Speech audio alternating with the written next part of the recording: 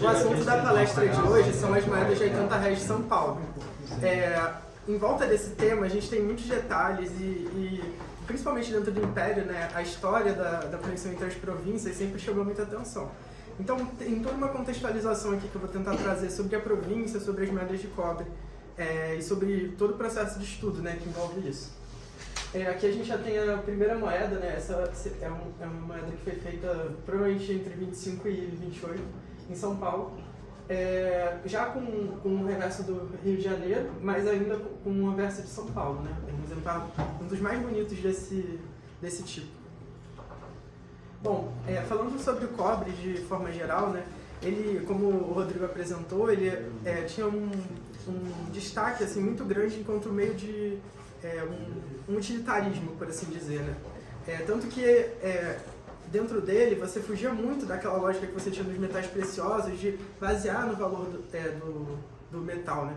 Muitas vezes se abriam exceções, né? Um exemplo disso são os 5 réis, que foram dentro da lógica da quebra do padrão monetário de 99, né, se abriu uma exceção, exatamente porque era uma moeda de utilidade. Você não tinha necessidade de se ater tanto a essa conexão com o valor. Inclusive com a possibilidade de carimbar os 10 réis pós-padrão monetário para atender essa demanda específica de troco pequeno, né. Dentro da numismática, a gente tem um conceito que é às vezes muito relevante, que é o poder liberatório, que diz respeito a quanto que você, qual que é o valor máximo que você pode para o qual você pode usar uma moeda pequena como pagamento para não tornar aquilo inconveniente, né? Dentro do cobre, às vezes esse valor se limitou a 100, às vezes a 1000 réis, varia muito conforme o período, né? E era também uma forma de tentar fazer circular, porque senão, obviamente, ia se preferir uma moeda mais conveniente de prata, né?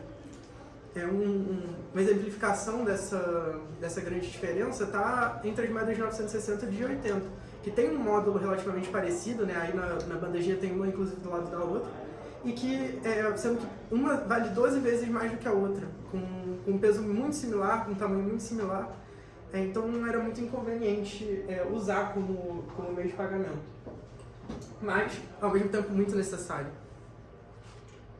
Aqui a gente, esse trecho ele foi extraído de um livro que é do Auguste de Saint-Hilaire, que ele fez um livro contando as viagens dele, acho que são 2 a São Paulo e uma ao Rio Grande do Sul, e ele anota os custos de viagem dentro desse livro, né? Ele fez essas viagens por volta de 1822, ainda antes da independência, acho que pelo menos as desses primeiros livros, né? E aqui a gente tem uma ideia de o que você conseguia comprar com essas moedas de cobre, como elas eram necessárias, às vezes até como complemento da prata, né, para você conseguir alcançar os valores exatos. Aqui a gente, quando a gente está falando de São Paulo, né, a gente tem que sempre trazer o que era esse padrão monetário, porque São Paulo, de uma forma ou de outra, era uma província e que fugia um pouco a algumas regras, mas ao mesmo tempo também se atia ao padrão monetário do Rio de Janeiro, como a gente vai ver. Dentro da colônia, a gente já tinha sido estabelecido um padrão mais ou menos em 1693, com algumas moedas que foram enviadas de Angola.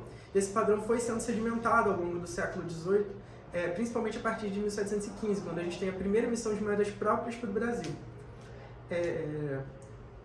Então, o que a gente tem já no século XIX é uma continuidade de um jeito ou de outro. Por mais que a gente tenha a quebra, as proporções ainda são as mesmas, né? Na bandeja, o que vocês vão ver é que na primeira fileira inteira você tem uma série de moedas que tem o mesmo módulo, o mesmo peso teórico, né, de 14,34 gramas, mas que tem valores diferentes. Então, vocês vão ver que tem uma moeda de 1697, que é dessa primeira emissão para Angola.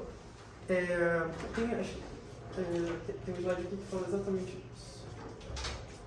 Aqui. Então vocês têm uma moeda para Angola, moedas para o Brasil ao longo do século XVIII. Em 1820, uma moeda do Rio de Janeiro, já sobre o novo padrão monetário. E em 1826, essa não está na primeira fileira, está mais embaixo do que as outras do Rio, mas uma de 1826 do Rio. Todas com o mesmo peso, seguindo a mesma lógica, né, de proporção. Então, dentro do padrão do sistema monetário imperial, a gente teve esse primeiro sistema. A partir de 1833, começam alguns movimentos para alterar esse sistema que era uma herança, né, do período colonial. A partir de 1834 já se alteram as cunhagens, são as últimas cunhagens de R$960 e outros valores. A partir, mesmo que em 33 isso já teoricamente tivesse acabado, né, com algumas alterações, principalmente no ouro e tal. Mas o cobre ele foi reaproveitado para o segundo sistema, mas ele não foi mais cunhado. As últimas cunhagens de cobre são exatamente de 1833. A partir de 33, o que acontece é uma operação de adaptação desse cobre para a circulação, voltando ao mesmo padrão que se tinha antes de 1799, de razão de peso para valor facial, e também uma homogeneização, porque antes o que você tinha era um sistema monetário do Rio de Janeiro, que também era o da Bahia, e um sistema monetário ao mesmo do cobre provincial. Dentro do Império, você já tinha um sistema padronizado para a prata e para o ouro para todas as províncias, enquanto na colônia você ainda tinha alguma diferenciação, principalmente entre metrópole e colônia. Mas principalmente a partir do século XIX, isso já começou a ser padronizado, e durante o Império isso se estabeleceu, por assim dizer, né? Diferente da moeda de cobre. Então você tinha, isso aqui eu tentei trazer o que você realmente tinha acesso em circulação. Porque dentro principalmente da prata, você tinha frações menores que se aproximavam mais do valor do cobre, mas elas foram produzidas em quantidades tão pequenas que provavelmente não interferiu na circulação, sabe? Não teve nenhum efeito de circulação. Para vocês terem uma ideia, só o que foi cunhado desses 3 valores foi acho que 10 vezes mais do que o total cunhado das outras frações menores em quantidade, né, de moedas. Então, totalmente insignificante, né, em comparação ao que realmente circulava. Nas moedas de cobre também, a gente tem a emissão de moedas de R$10, mas só durante 1824, uma quantidade muito pequena também.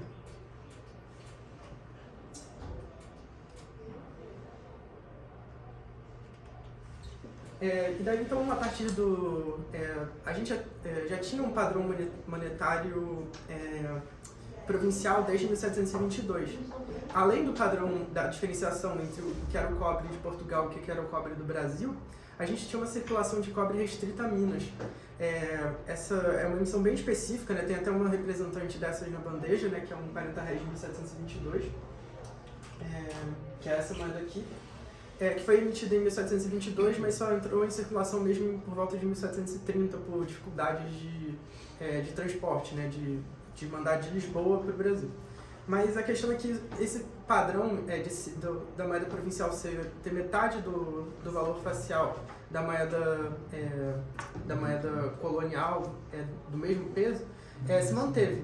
Então você tem emissões, por exemplo, de 1818 e de 1820, do Rio de Janeiro para Mato Grosso e Goiás, que seguem essa mesma lógica, com metade do peso das moedas com o mesmo valor facial.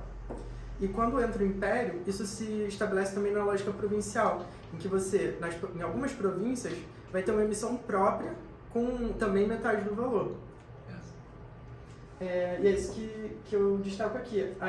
Aí na segunda fileira são só moedas de padrão provincial. Então você tem as moedas de Cuiabá e de Goiás seguindo esse valor. São Paulo, como a gente vai ver, é um pouco diferente, né? Ele acaba sendo um ponto fora da curva nessa padronização. Mas outra questão que também é relevante é que isso depois foi, de alguma forma, revertido, né?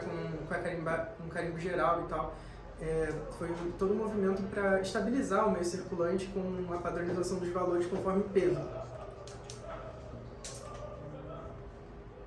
Então aqui, como eu disse, a estabilidade, né, do meio circulante, por um lado em termos de design ao longo do século XVIII e por outro em termos de razão de valor e peso, já entre o século XVII e o século XIX. E o ápice disso são os recunhos, né, que demonstram essa possibilidade de continuidade, né? Essa moeda, por exemplo, ela foi cunhada provavelmente por volta de 1735 em Lisboa. A gente sabe que ela é de Lisboa, mas a gente não tem certeza do ano. Em 1809, ela ainda estava no Brasil e recebeu um carimbo de escudo, dobrando o seu valor facial, que tinha sido reajustado em 1799. Em 1827, essa moeda estava em circulação e foi recolhida pela Casa da Moeda e recunhada como um 40 réis do Rio de Janeiro. E entre 1835 e 38 também ela ainda estava em circulação e recebeu um carimbo geral. Então você tem aí pelo menos 3 ajustes três recunhagens em algum nível, né? Movimentos de ajuste, seja sem alterar o valor facial como foi o recunho de 27, ou simplesmente reduzindo ou aumentando o valor facial. Essa também está aí, se eu não me engano, está na terceira fileira. Bom, falando um pouco mais de São Paulo, era uma província bastante chave na exploração do interior, né? A gente vê desde o início da exploração do ouro, São Paulo servindo como eixo de saída, muitas vezes, e que possibilitava a exploração exatamente de Goiás, de Mato Grosso, subindo pelos rios e entrando no interior do país. A rota geralmente não era por terra. Santos, né, principalmente, ganhou esse destaque, sendo que uma das primeiras casas de fundição foi a de São Paulo, né? A gente não tem uma data muito certa, a gente sabe que no início do século XVII ela já estava em algum nível de operação e que muita gente não conhece, mas a gente teve um período de exploração do ouro que não foi do ouro das Minas e nem do ouro do interior, de Mato Grosso, Goiás, sim a exploração do ouro da região sul do país, né? Do que seria o que virou depois a província de São Paulo e que incluía também Paraná, e exatamente nessa lógica que foi criada a Casa de Fundição de São Paulo, né? Embora não tenha sido um sucesso tão grande de operação quanto foi posteriormente a exploração do ouro em Minas e em outros lugares. Inclusive existe um grande debate sobre se essa Casa da Moeda cunhou moedas. Existem documentos de época que falam da cunhagem de moedas em São Paulo. Talvez com cunhos enviados de Portugal, não se sabe.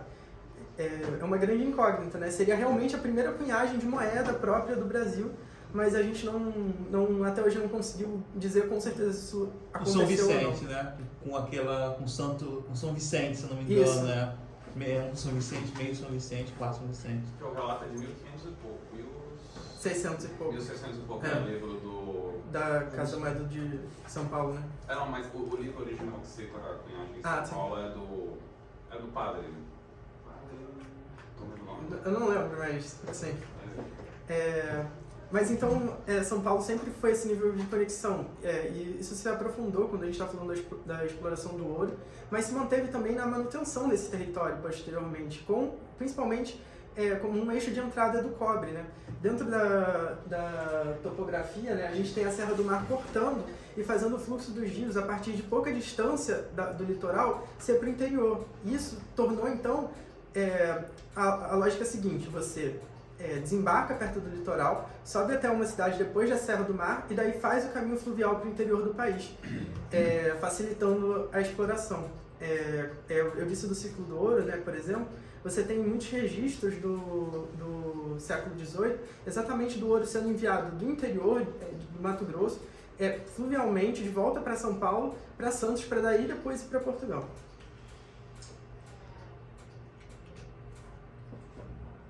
E como eu disse, isso vai ter uma grande importância nos cobres, né? Essa conexão, essa forma de você explorar. Muito do que chegou em Goiás e Mato Grosso passou por São Paulo. E a gente vê essa conexão, isso talvez seja até uma pista para a gente elucidar algumas coisas, como por exemplo as moedas de 1832 São Paulo de 80 réis, que tem um traço de Cuiabá, claramente.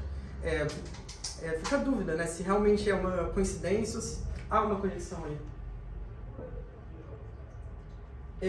E só um comentário, é que eu estava falando da Casa de Fundição de São Paulo, mas essas são duas instituições diferentes.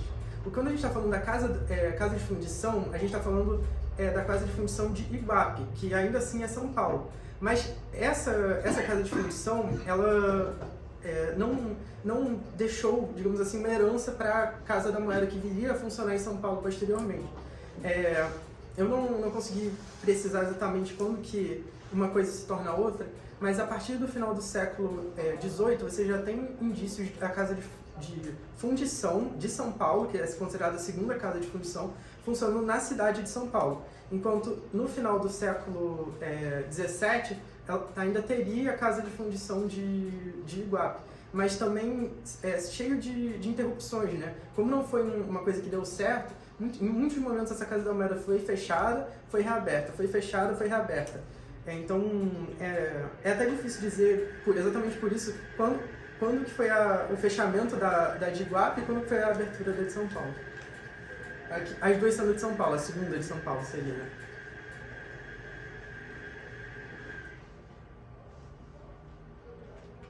Bom, falando mais sobre a circulação monetária de cobre na província de São Paulo, né, a gente já tem desde 1715, nas primeiras emissões, uma indicação de que algumas dessas moedas vieram para o Rio de Janeiro, né? Na bandeja ele tem um 10 reais de 1715, que pode ter sido uma dessas que foi circular para São Paulo. Porque, novamente, a lógica era enviar para o Rio de Janeiro utilizava uma parte desse numerário, enviava para São Paulo, que recolhia, e que depois enviava mais para o interior. E essa lógica também se perpetua no Império, né, com o envio de, por exemplo, chapinhas e outros insumos. Muitas vezes o Rio de Janeiro enviava para São Paulo e falava, olha só, usem e o excedente vocês enviam para Goiás e para o Mato Grosso. Então você tem, principalmente essa primeira emissão, ainda durante o reinado de Dom João V, entre 1700, as moedas são de 1715 a 1720, mas a gente sabe que em 1721 elas ainda estavam sendo enviadas. Então tem até na bandeja uma também que na primeira fileira, que é de 1719, e que pode ter sido uma das que também foi enviada posteriormente para Santos. Inclusive você tem menção ao quantitativo total. Só que a gente não sabe também se realmente tudo foi enviado só para o Rio de Janeiro, se alguma coisa chegou a ser enviada para Salvador, como é que tudo isso aconteceu. Essa aqui é a de 1719, que está na bandeja, que pode ter sido ou não enviada para Santos, né? Porque a gente vai ver muito essa incerteza.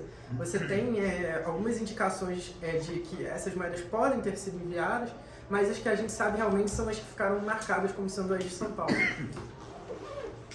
Aqui é a carta do envio, e que fala exatamente que foram enviados barris com moedas de 10 e de 20 reais, e fala do quantitativo.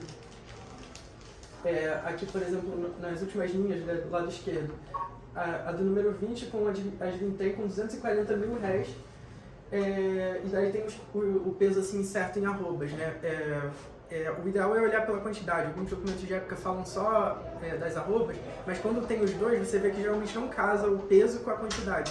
Provavelmente esse peso era levado em conta talvez o recipiente de transporte, alguma coisa assim, né? Que geralmente é referido como barricas, né? Barris cheios de moedas. E falando assim, mais propriamente a Casa da Moeda de São Paulo, o que a gente sabe é que ela ainda estava funcionando como casa de fundição no início do século XIX. E o que aconteceu foi que essa casa de fundição estava sendo muito pouco rentável, e é exatamente por isso que em 1819 ela é extinta. Mas, ao mesmo tempo, parece que houve uma preocupação de dar um uso para todo aquele equipamento, né? Essa segunda casa de fundição ela foi instalada no Largo do Colégio, em São Paulo, que é uma área conectada com uma igreja que tem em volta, com a casa de óperas, que às vezes é confundida com um lugar de operação da Casa da Moeda. Mas então já dentro de São Paulo e funcionando como casa de fundição. O que aconteceu exatamente esse movimento de tentar encerrar o funcionamento dessa casa de fundição, que não estava sendo rentável como casa de fundição, e transformar ela em Casa da Moeda. Porque, embora você tenha um documento anterior à criação da Casa da Moeda extinguindo, a diferença de tempo é muito pequena. Dentro de menos de um mês, eles decidiram extinguir e começar uma Casa da Moeda. Então, mas desde 1819, com o encerramento, você já tem um movimento também de tentar equipar essa Casa da Moeda. Com o envio de plantas, por exemplo, para a construção de balancinhos, com o envio de cunhos já dentro do governo de Dom João VI para São Paulo. E você tem algumas datas, tanto que eu incluí aí dentro moedas de 1822 do Rio de Janeiro, que também, mais uma vez, podem ter sido feitas em São Paulo, porque a gente sabe que foram enviados cunhos em 1822 para São Paulo. Eu botei de 22, mas pode ter sido muito bem de 21 também, porque foi bem no início de 1822, né? A gente, é uma história cercada de incertezas, mas é sempre interessante adicionar esse nível de informação às moedas do Rio de Janeiro, né? Que elas não necessariamente são do Rio de Janeiro. Falando das moedas de São Paulo, propriamente ditas, né? A gente sabe que São Paulo emitiu moeda própria, e essa moeda se diferencia pelo padrão de peso da do Rio de Janeiro. As moedas de São Paulo, no entanto, elas estão no intermediário entre as moedas provinciais e as moedas do Rio de Janeiro. Enquanto as moedas, digamos uma moeda de 80 réis do Rio de Janeiro deveria pesar cerca de 28 gramas, e as provinciais cerca de 14 gramas, as de São Paulo tinha uma média de peso de 18, por aí. Dentro da literatura numismática já estabelecida, tem uma grande discussão sobre qual é a razão disso, né? Alguns autores entendem, por exemplo, que foi uma tentativa de São Paulo de aproveitar ao máximo o material enviado pelo Rio de Janeiro e fabricar moedas de 80 réis ao invés das de 40. Mas o que parece é que o Rio de Janeiro já de alguma forma preveu isso e enviou cunhos próprios para São Paulo. Os cunhos dos 80 réis de 1825 que o Rio de Janeiro enviou para São Paulo, deixa eu dar um exemplo. Na própria bandeja tem. Essa segunda moeda da linha superior é um cunho que foi feito no Rio de Janeiro e enviado para São Paulo para a fabricação de 80 réis. E esse cunho se diferencia totalmente do de 80 réis do Rio de Janeiro pela proporção de tamanho. Você consegue, com uma foto assim do mesmo tamanho, ver a diferença entre eles, né? Eu fiz esse trabalho de classificação de cunho junto com o Maia, e no banco de dados dele não tinha o tamanho exato assim das moedas, né? E daí o que eu fiz? Eu peguei e agrupei. O que tem uma proporção e o que tem outra. E bateu exatamente com o que a gente, olhando depois, né, com os cunhos que a gente esperava encontrar de São Paulo. Então a gente sabe que São Paulo cunhou moedas, a gente tem essas moedas, né, algumas, na bandeja tem uma de 1829, mas tem também moedas de 1825, 1828 e 1832. Só que a maioria dessas moedas tem uma gravação bastante tosca, então existe muita dúvida no meio do colecionismo sobre o que é verdadeiro e o que não é.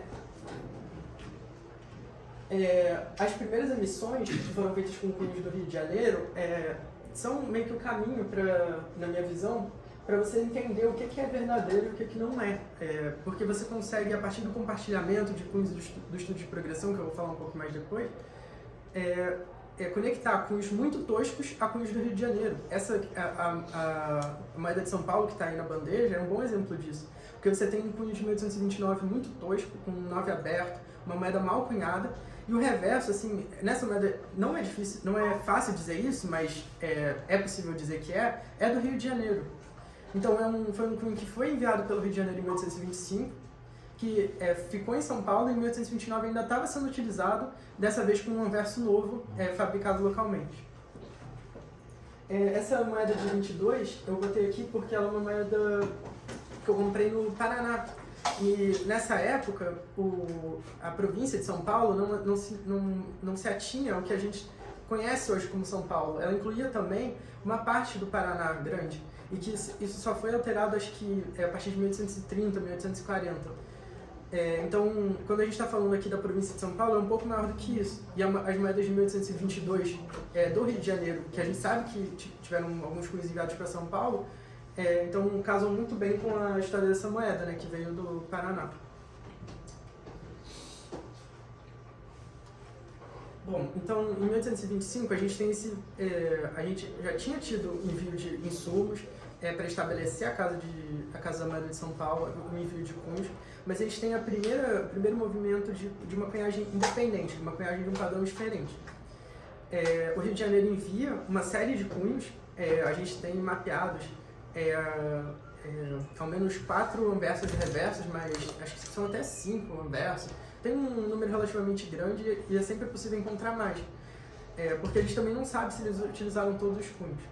Mas, e também enviaram material, isso constantemente, né? Envio de chapas e também de chapinhas, né? O que seria o cobre já cortado para a cunhagem.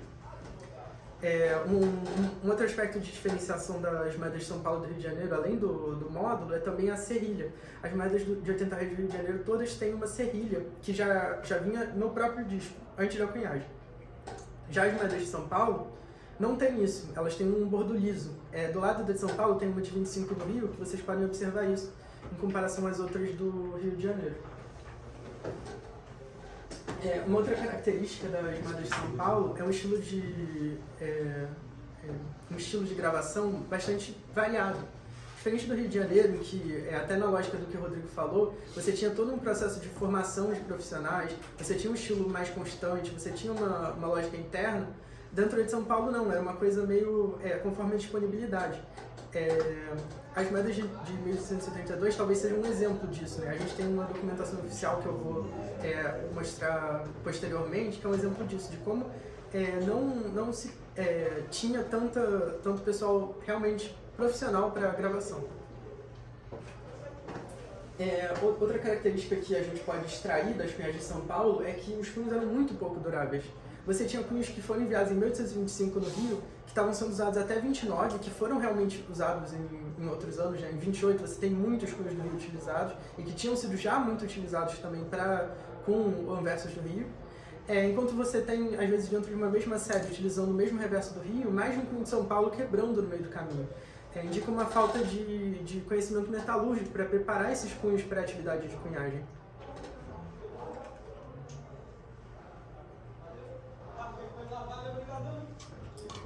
Outra característica importante da cunhagem de São Paulo é que, com o envio desses materiais em 1825 pelo Rio de Janeiro, foi feita uma determinação bem expressa sobre limitação da quantidade de cunhagem.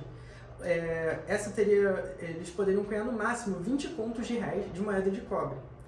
Só que a província, numa tentativa de cunhar mais moedas, fez uma interpretação muito benéfica desses 20 contos. Enquanto, aparentemente, pela comunicação oficial, o Rio de Janeiro queria que esses 20 contos fossem de moeda já pronta, ou seja, 20 milhões divididos por 80, São Paulo quis contar a partir das chapas, propriamente, do custo de produção, não do que eles conseguiriam no final de moeda. Então você tem uma produção, isso é relatado, porque posteriormente isso gerou uma indisposição com o Rio de Janeiro, de pelo menos o dobro do que tinha sido permitido para ser produzido. Isso culminou em 1829 com a proibição de cunhagem de moedas em São Paulo. E exatamente essa proibição é até uma fonte, na minha visão, de confusão, porque muita gente enxerga essa proibição como um impossibilitador das moedas de 1832 São Paulo e outras emissões. Mas a gente também tem uma documentação oficial que indica que não só São Paulo cunhou em 1832, como o Rio de Janeiro enviou cunhos para eles cunharem. Então não tem não torna impeditivo, né? Por mais contraditório que possa parecer inicialmente. Essa é a moeda que é tão polêmica, né? Que é a moeda de 1832 de São Paulo. É uma moeda bastante rara, mas que ela, de alguma forma, se conecta com as outras cunhagens de São Paulo, diferente de outras. Primeiramente, existe um cunho de 1828 de reverso que tem o mesmo estilo das 32 SP. Obviamente, mas o problema é que esse cunho ele não se conecta com os outros. A gente tem pelo menos, eu diria que quatro grupos de cunhos que a gente consegue juntar pela utilização. A gente tem um que é bastante grande, que tem vários estilos. A gente tem um que talvez sejam moedas falsificadas, talvez até associadas à Casa da Moeda de Belleville, que o Rodrigo apresentou. A gente tem um outro que, por sua vez, é bastante tosco, provavelmente é uma exceção, talvez alguma falsificação. E a gente tem, por último, são acho que 3 ou 4 reversos e 3 anversos, sendo que 2 são anversos de 32 e um é um anverso de 28. No nível de estilo, todos esses anversos, os anversos de 32 e essa moeda específica de 28 se conectam. Eu vou apresentar em espécie. Mas em nível de legislação, a gente não tem nenhum grande impeditivo. Eu acho que essa moeda é uma moeda no mínimo plausível. Você tem autorização para cunhagem, você tem envio de cunhos do Rio, e você tem uma documentação específica de 32, que pode ser talvez até uma pista sobre isso, que fala da produção de moedas já no final desse período de produção, talvez próximo de 33.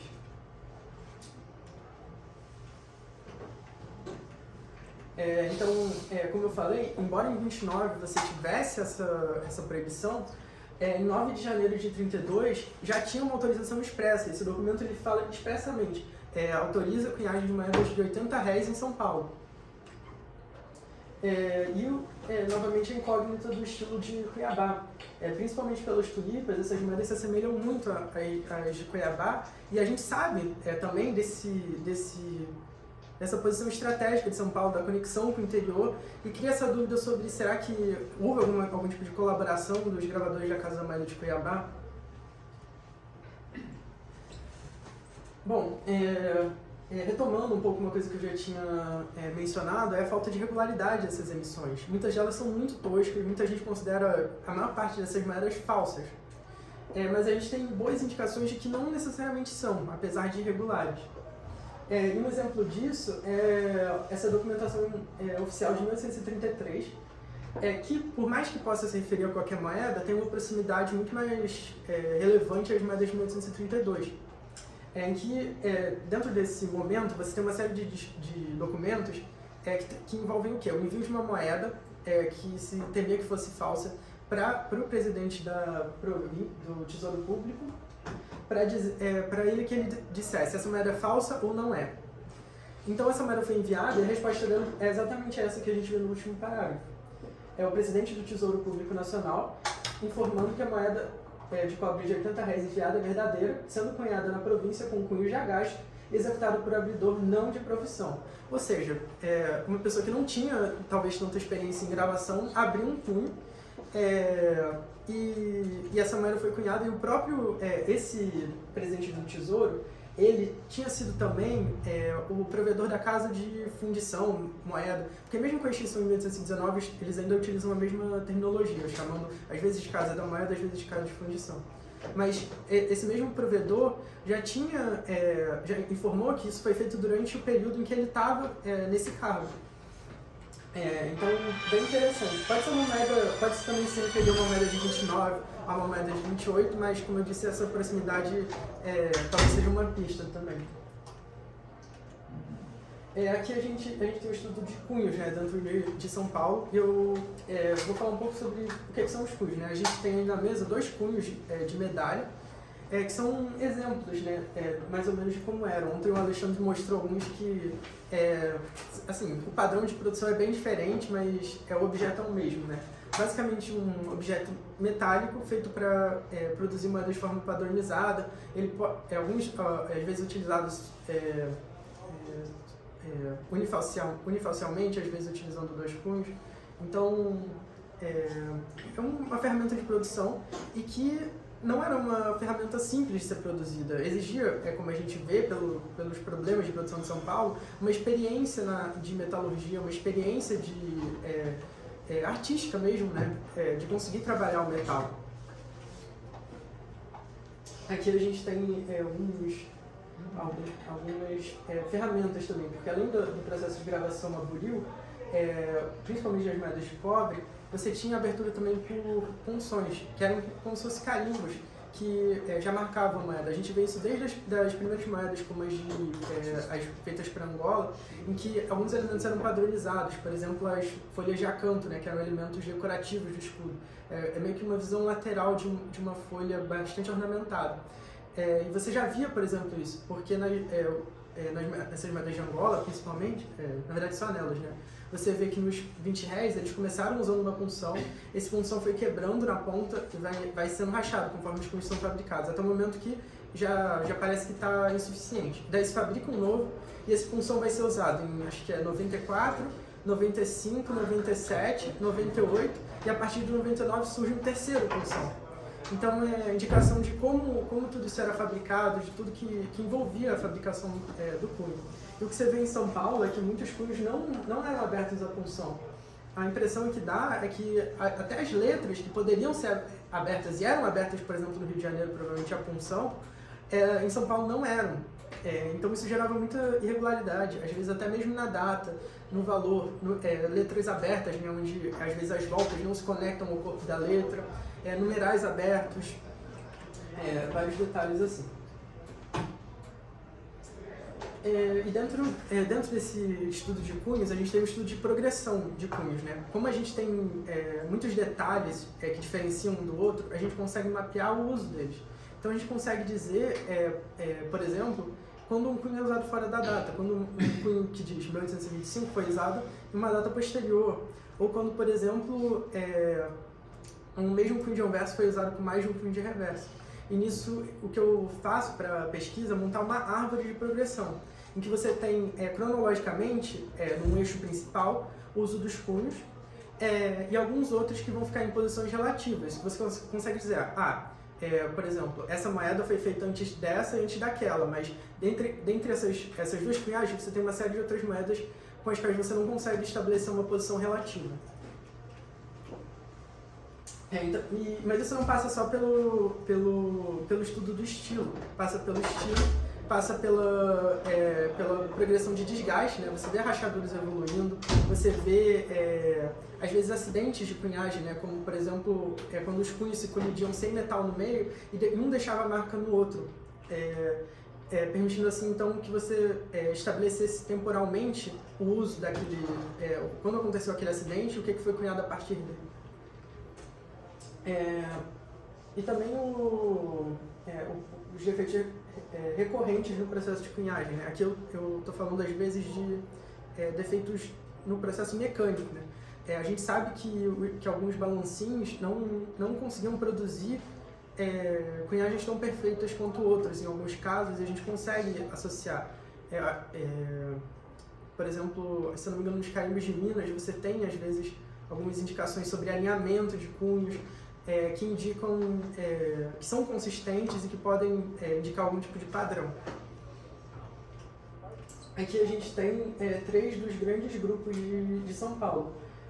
Aqui, essas 6 moedas da esquerda, por mais diferentes que elas sejam, todas elas têm alguma conexão com os cunhos do Rio.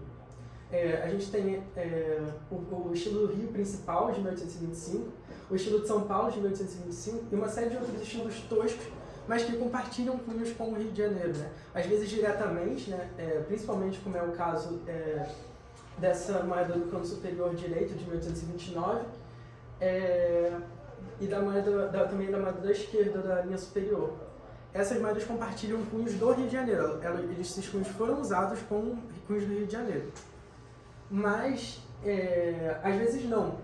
Por exemplo, se eu não me engano, essa aqui do canto inferior direito é uma cunhagem bastante específica, tem um estilo diferente das outras de São Paulo, e o que você vê é ela sendo usada com um reverso que foi usado, que tinha um estilo específico, e esse estilo específico também existiu em outros reversos que indicam que eles eram do mesmo gravador, e daí esses reversos foram usados com outros anversos que foram usados com reversos do Rio. É sempre uma confusão, por isso a importância da árvore, né? Meio que você descobrir qual é a conexão entre as coisas para poder entender se há alguma legitimidade ou não. Obviamente que aqui eu estou assumindo que tudo que foi cunhado com o Rio de Janeiro, com os cunhos do Rio de Janeiro, era autêntico, né? A gente sabe que em outros momentos históricos houve desvio de material, tiveram cunhos que foram utilizados sem autorização expressa ou até mesmo subtraídos, mas meio que a premissa da pesquisa, que os cunhos do Rio de Janeiro foram usados de forma oficial. No canto superior direito a gente tem a 1832 São Paulo, que, como eu disse, está associado estilisticamente a Cuiabá, embora isso seja algo mais subjetivo. E também existe uma de 28 de São Paulo que o estilo do anverso não é de Cuiabá, mas o reverso é o mesmo estilo, tem o mesmo estilo de 32.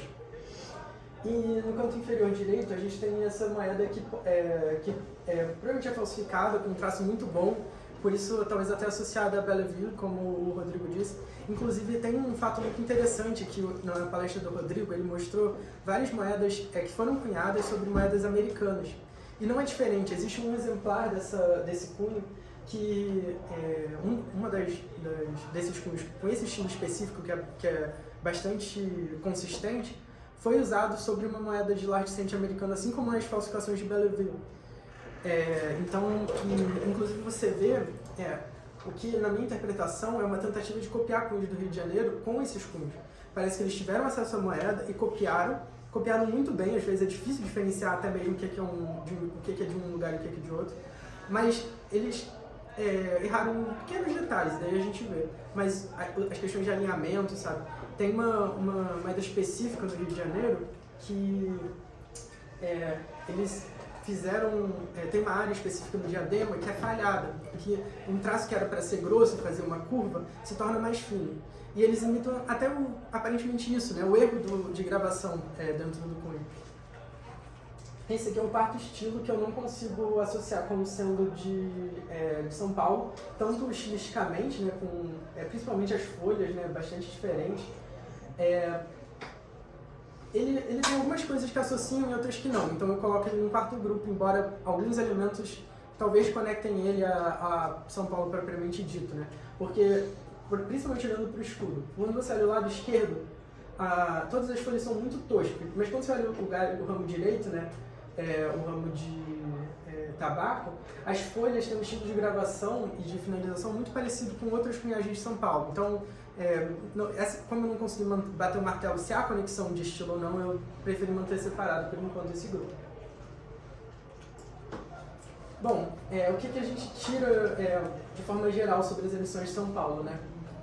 Que apesar de serem bastante toscas, a maioria delas provavelmente era verdadeira. A gente consegue conectar os cunhos do Rio de Janeiro pelo estilo, né?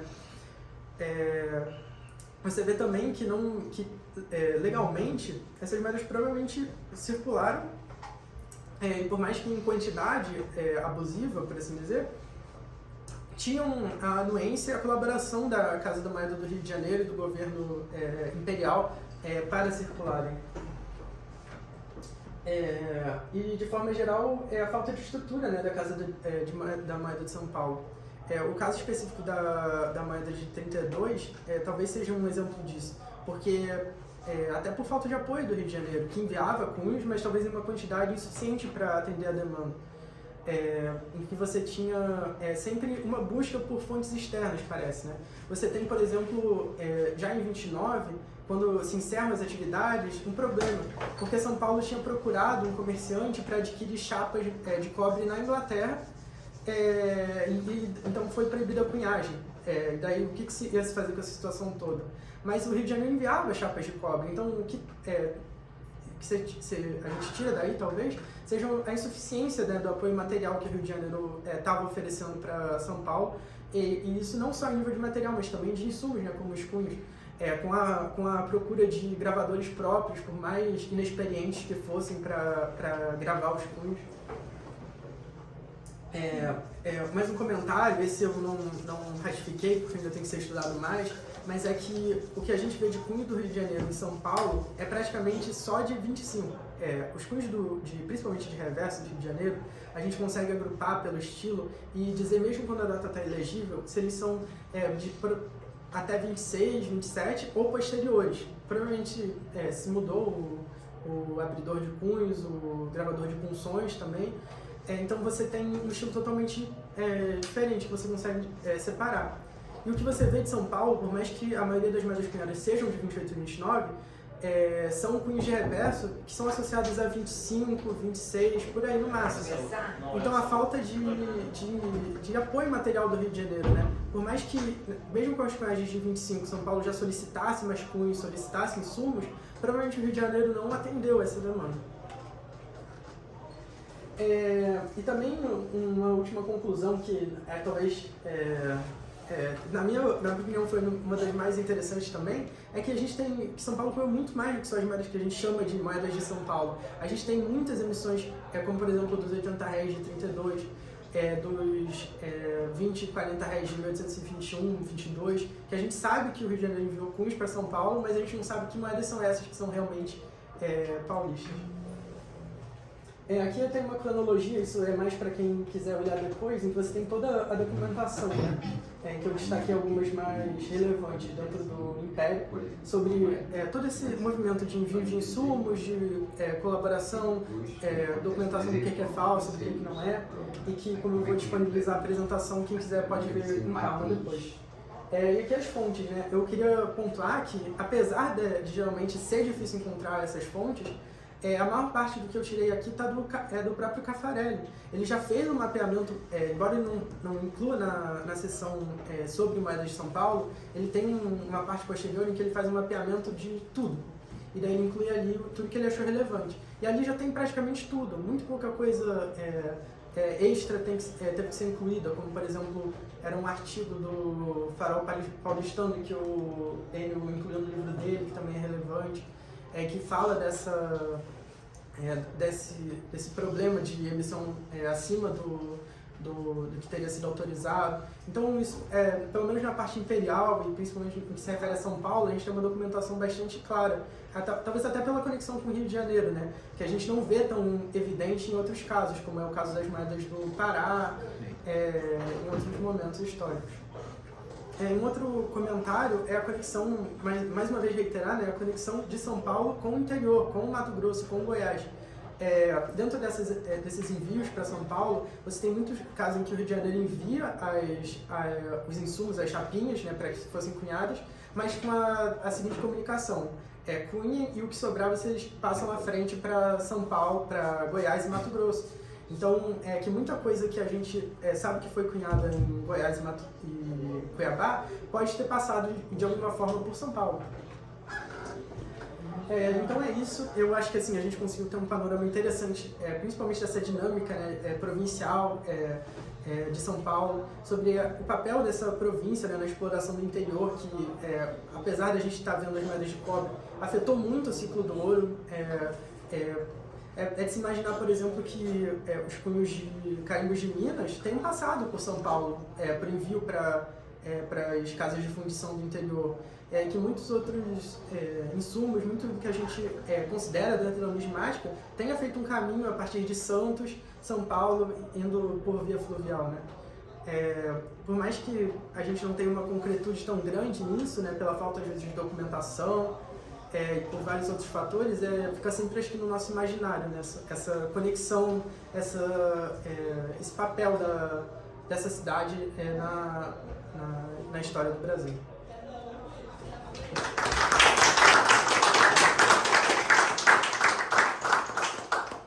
Perguntas, pessoal?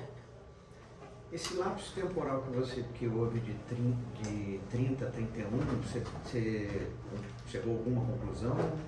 Sobre cunhagem? Você tem envio de cunhas em 31 também.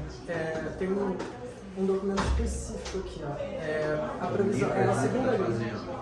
Que foi envio de três cunhos de R$40 e 3 de R$80 em 1831.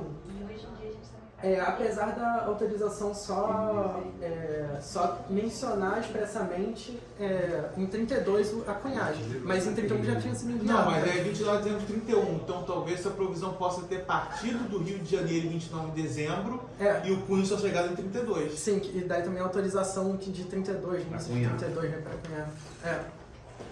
Ou talvez possa ser a provisão do Bernardo Pereira de Vasconcelos de liberar o cunho em dezembro de 31, ou seja, liberou o cunho pela Casa da Moeda, liberar para São Paulo, e 9 de janeiro de 32 chega e libera São Paulo. Sim.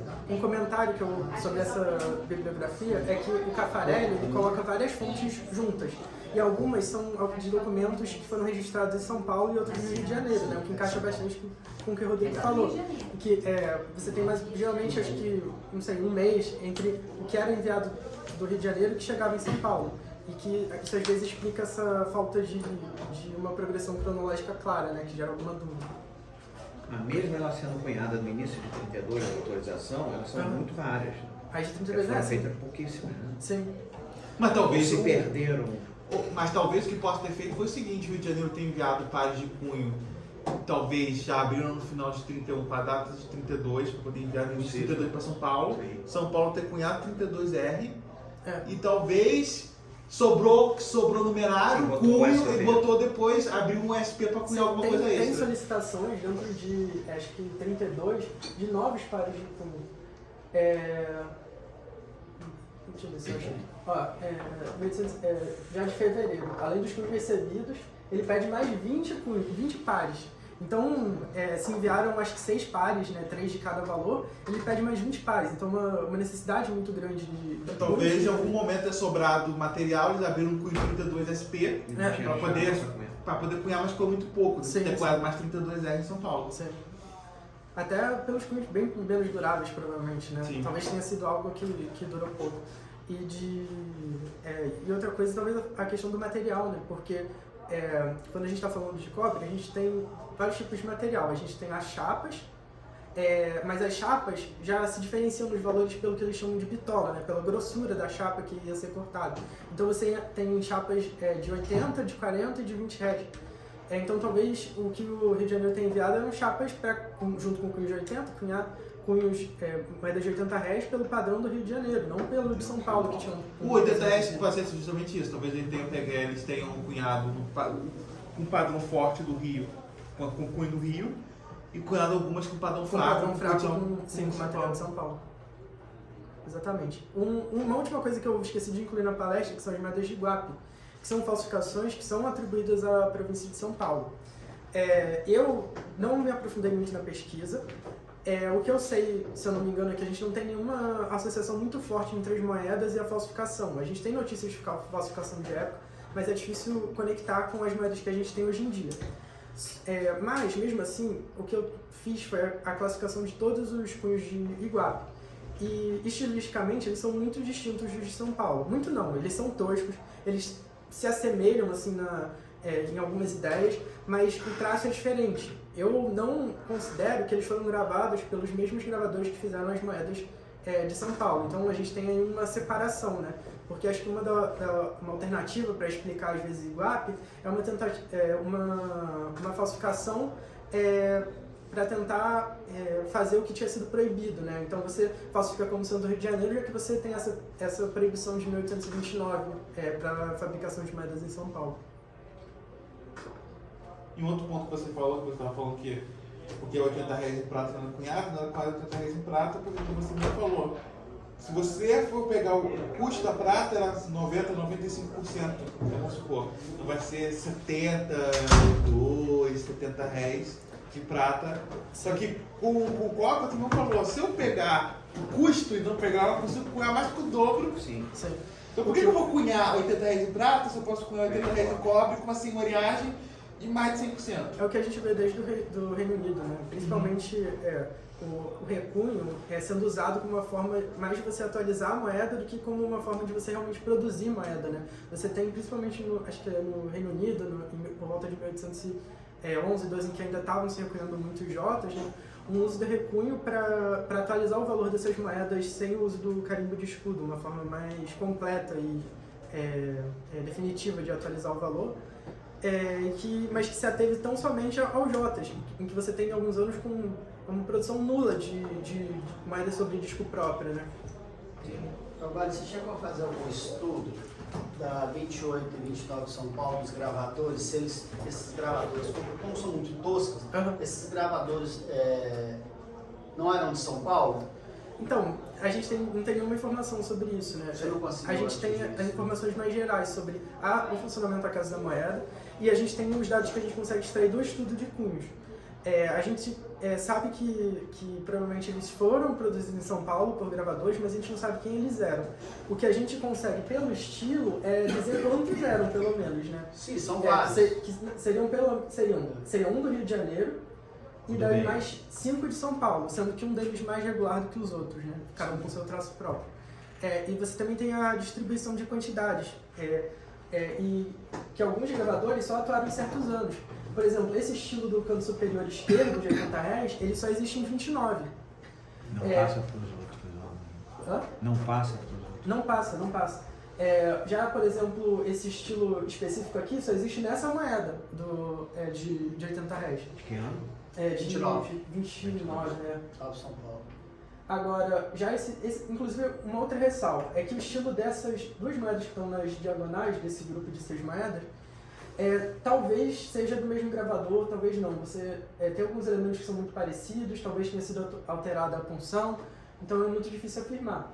Mas o que você vê que esse gravador especificamente atuou em 28 e 29. Sim, essa é a pergunta, porque o 25, você vê, o 25 é totalmente diferente. Ele é um estilo muito mais parecido com o do Rio de Janeiro, mas que não é do Rio de Janeiro.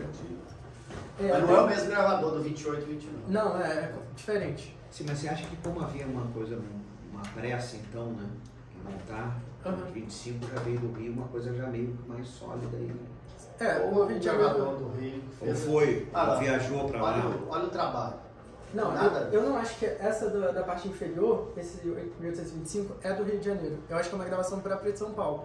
Mas muito inspirada no estilo do Rio de Janeiro. Copiada do Rio de Janeiro. Porque não havia qualificação. Né? E tanto que eles provavelmente já fizeram com a legenda e aproveitaram os cunhos de reverso do Rio de Janeiro. Todos esses, são 2 cunhos de anverso e 2 de reverso do Rio de Janeiro, dessas de 25 SP, que foram também, em alguns casos, utilizados posteriormente em 28 e 29, mas que não tem o estilo de gravação que o anverso tem, já um pouco mais tosco do que o Rio de Janeiro, embora mais regular do que as outras emissões posteriores. Entendi. Vocês conseguiram identificar quantas variantes? Ixi, eu tenho que ver aqui exatamente. Eu acho que são mais ou menos 20 e poucas de anverso e reverso em 28 e 29. São 2 anversos e 2 reversos em 25. Em 20... É porque assim, eu tô falando de cunhos, na verdade. Sim. 2 são cunhos, mas isso se combina em mais variantes, né? Lógico. Em 25R são, se eu não me engano, 5 anversos e 4 reversos, alguma coisa mais ou menos assim. Você tem na legislação do Rio de Janeiro sobre o envio desses cunhos, legislação não, né, sobre a documentação, você tem referência ao número exato de cunhos, teoricamente, mas esse número varia, né? Uma hora é solicitado um valor, outra hora fala que foi enviado tal valor, tal quantidade de cunhos e tal, mas que a gente não conseguiu encontrar todos, por assim dizer, para dizer, eram 7, a gente encontrou 7, não, também não conseguimos chegar nesse nível. 32 São Paulo são 2 anversos do mesmo estilo e 3 reversos, sendo que 2 são do mesmo estilo e um é do estilo mais tosco, e que também não casa com nada de São Paulo, é completamente diferente do resto das emissões de São Paulo.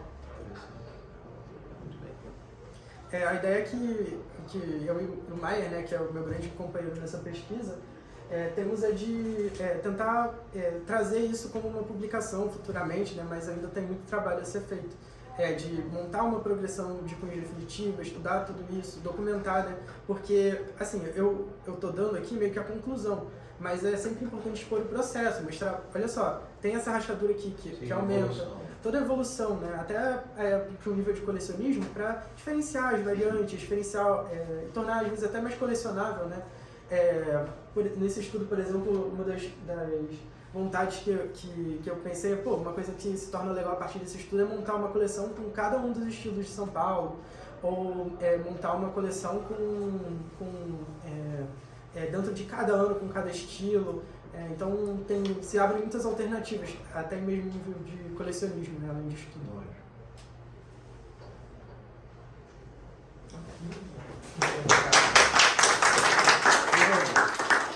Obrigado mais uma vez, em nome da SNB, e também a Casa Manta do Brasil manda um presentinho para... Agradeço. Gente, Não, tem que fazer